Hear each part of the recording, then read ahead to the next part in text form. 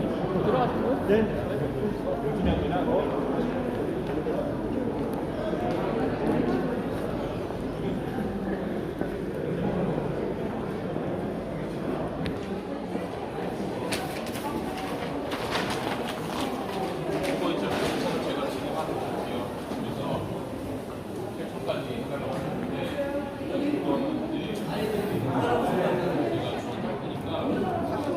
경기도교육청 기부운영 변경 및 신규 계획안 의사일장 제7항 2020년도 제3회 경기도 교육비 특별회계 세입 대출 추가긴금 예산안을 일괄 상정하겠습니다. 네, 교회조정실장 고영정입니다. 존경하는 정민경 위원장님 그리고 위원님 여러분, 계속되는 의사 일정에도 불구하고 경기교육 발전을 위해 관심과 지원을 보내주신 데 대하여 깊은 감사를 드립니다. 네, 광주 출신 박덕동 의원입니다.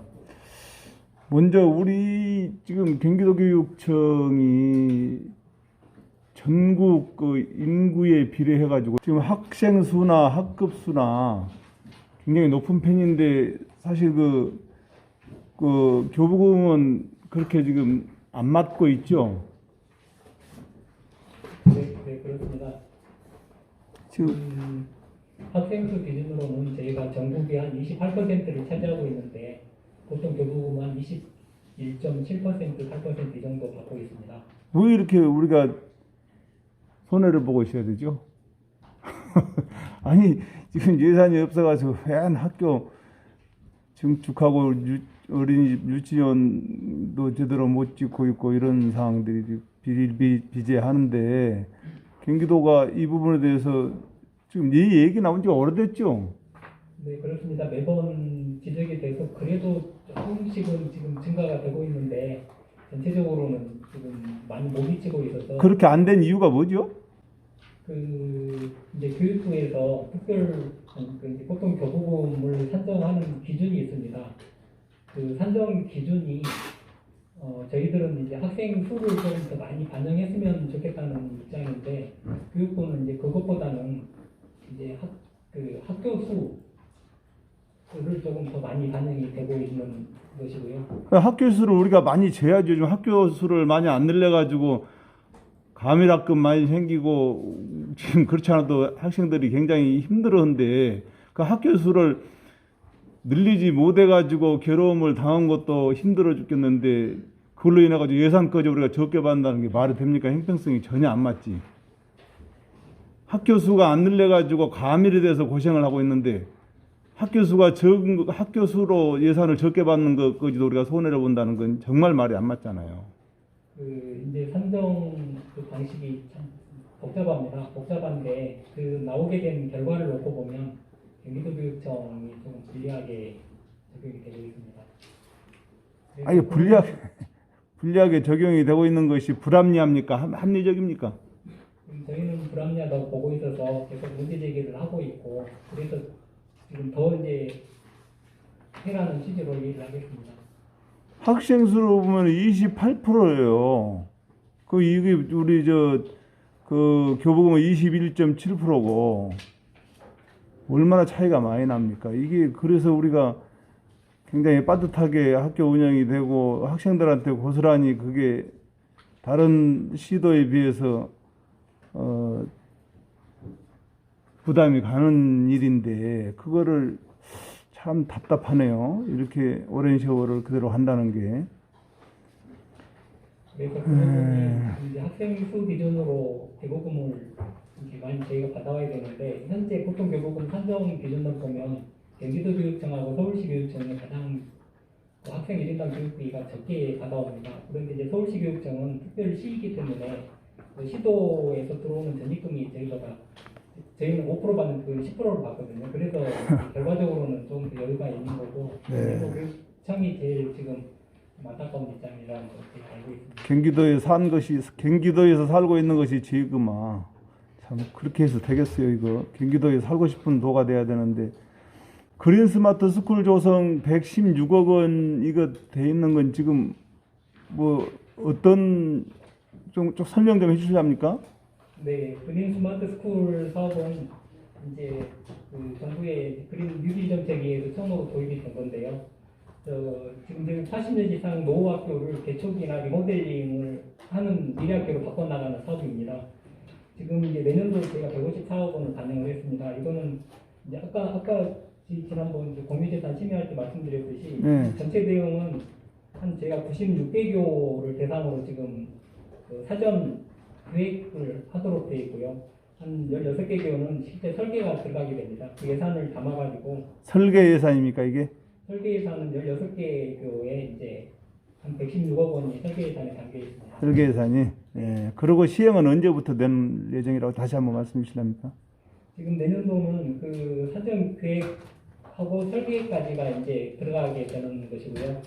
그 지금 물량이 최종 확정이 안 돼 있어서 이거는 저희가 정규직 교육청에 학교 수요를 받고 추계를 정해서 지금 추진해 나가는 상태입니다. 박덕동 의원님 질의하시기 바랍니다. 네, 강주 출신 박덕동 의원입니다. 그 행감 끝나자마자 또 이렇게 예산 심사 받으시느라고 고생하시는데요. 수고해 주시는데 감사를 드립니다. 사실 예산 편성은 정책의 그 중요도를 알 수가 있죠. 예산 편성 가다를 따져서 정책의 중요도, 저는 그렇게 생각을 합니다. 근데 이제 오늘 제가 우연히 보다가 핵심교육연수원에서 학부모 아카데미가 있죠. 네, 우리 핵심교육 하나입니다. 네, 있습니다. 네. 근데 거기 예산이 얼마 편성됐어요? 지금 1,700만 원으로 그래가지고 몇 명 정도 연수를 합니까? 저희가 그 내년 신규 과정으로 준비하고 있는 거고요. 한 600명 정도 되던데 그런 분들은 어떤 식으로 모집을 하나요? 지금 저희들이 운영에 대한 고민을 더 할 건데 현장에서 학부모님들 이게 굉장히 하려고 합니다. 예, 저는 이걸 굉장히 그 아이디어가 참 좋다. 근데 예산이 너무 적다. 이렇게 생각이 듭니다. 이 학부모 연수 엄청 중요한 내용이라고 저는 봐요. 학부모가 정말로 뭐 아까 인성 얘기했습니다마는 학부모가 철학이 제대로 돼 있고 학부모가 교육에 대한 관심도가 많을수록 그 학생들한테 그 아이한테 영향은 바로 미치겠죠. 예.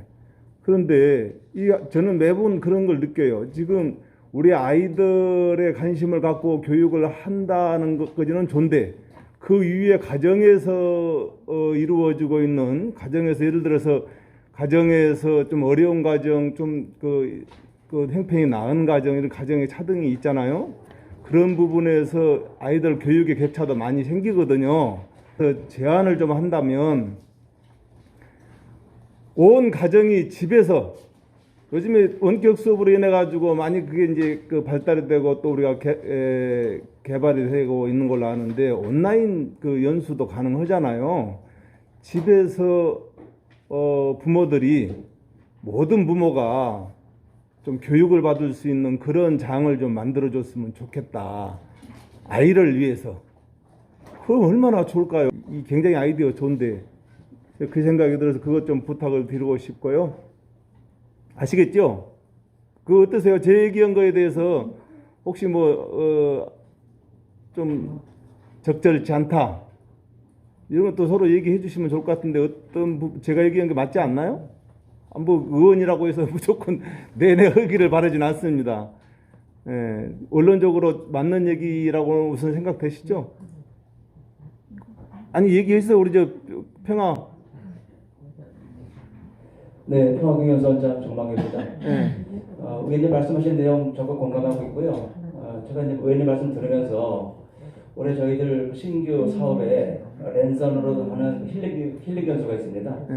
이거는 이제 그 교직원, 그 다음에 교감, 교장 이렇게 전부 다 이제 대상은 다른데 각 가정에서 그 가족들 함께 연수를 하면 좋겠다는 생각을 했습니다. 그래서 대상자는 정해져 있지만 각 가정에서 모든 식구들이 같이 볼 수 있는 그런 기회가 될 수 있도록 노력하겠습니다. 그러니까 요즘에 디지털 시대에 그 뭘 못하겠어요. 이렇게 한 군데 모여서 하라고 하면 쉽지 않아도 각 가정으로 전파하는 건 가능하잖아요. 네, 온라인 연수이기 때문에 가능할 것 같습니다. 그러니까 그런 것을 개발하셔가지고 거기에 적극 참여하신 분들한테 또 인센티브도 주고 뭐 하여튼 그거는 이제 조금 우리가 이제 그 테크닉을 발휘하면 되니까 네. 그렇게 해서 온 가족이 같이 교육 받는 거예요. 그 아이를 위해서. 예. 그런 연구를 저는 여기서 좀 그 아이디어를 얻는데 괜찮죠? 예, 우리 이 핵심 교육에서 잘하고 있는 걸로 보여지는데 너무 적어요, 예산이. 그리고 최대한 더 고민해서 학부모 교육에 더 열심히 해보겠습니다. 예, 이번에 이 부분에 예산 한 10배 더 올리죠. 아니, 그렇게 하시자고 다른 이 예산이 곧 정책이에요. 예. 그 동의를 하는 걸로 알고 예산을 올리도록 하겠습니다. 예. 그리고 우리 학생 건강과에서 그 G스포츠 관련해갖고 제가 그 행감 때 왜 G스포츠 확장에 대해서 이렇게 분하냐, 자꾸 이게 미진하냐 얘기를 많이 했는데 예산 금년에 확장이 더 추가가 안 됐네요. G스포츠 이렇게 예산이 없어가지고 확장할 수 있나요? 우리 교육정책국장님이 설명하시든지 아니면 우리 학생과장님, 건강과 과장님. 예, 저희가 지금 그 존경하는 박덕동 위원님께서 저희 경기도 학생건강과에서 추진하는 그 e스포츠클럽 정책이 많은 위원님께서도 존경하는 박덕동 위원님 포함해서 많은 위원님들도 관심도 가져주시고 하는 정책 중에 한 가지 사업입니다. 다만 이게 절대적으로 지자체하고 협업이 필요한 부분이고 저희가 금년도에는 지금 운영 희망단체가 28개 시군에서 한 120개소가 지금 희망이 현재 희망 들어온 거에 맞춰서 지금 세워놓은 거죠? 예, 그렇습니다. 그래서 그 120개 희망단체 그대로 다 100% 시행할 수는 없고요. 그거를 이제 희망 들어온 거를 저희가 검토를 해서 그런 어떤 알겠습니다. 갖는 거에서 예. 편성을 한 내용. 네, 하여간 제가 말씀드린 취지는 아시리라 보고요. 그리고 그 핵심학교, 핵심공감학교에 대해서 핵심학교는 우리 교육감님이 정하지만 핵심 공감학교는 지원청 교육장님이 이제 지정을 하게 돼 있네요. 네, 그렇습니다. 네, 근데 이게 그 적합하게 지정되고 운영되고 있는 거 하기는 하고 계시나요? 예, 저희가 지금 혁신학교는 801교가 운영이 되는데 전체 학교의 33.4% 정도가 운영이 되고 있고요. 혁신공감학교는 한 1612개 정도가 진행이 되고 있는데 99.3% 정도가 됩니다. 그래서 혁신공감학교 단계를 거쳐서 혁신학교로 이렇게 발전이 되는 그런 시스템으로 저희가 운영을 하고 있어서 이런 부분은 저희가 늘 모니터링하고 효과적인 면에서 좀 더 설정을 기해서 혁신교육이 잘 추진될 수 있도록 자꾸 이제 이게 예산이 중복된 예산이 학교에 가고 있지 않냐는 의구심도 많이 갖고 있으니까 그런 부분들을 좀 면밀하게 더 검토해 주세요. 예, 그 여기서 말씀하신 혁신학교하고 혁신공감학교는 예산이 중복돼서 아니 그게 아니고 핵심 학교도 그렇지만 핵심 공감 학교도 이미 그 학교 운영비들이 다 지원되고 있는데 또 공감학교 지원 비용으로 내려간 것도 또한 그 속에 뭐 이렇게 믹서되는 하나의 그 운영비를 더 주는 행태에 불과하다고 하면 안 되니 그런 부분들도 좀 검토를 잘 해주십사 하는 뜻입니다. 예, 저희가 모니터링을 검토를 잘해서 중복 지원하는 사례가 가능하면 없도록 많은 학교에 좀 공평하게 지원이 될 수 있도록 검토를 하도록 하겠습니다. 네, 이상입니다.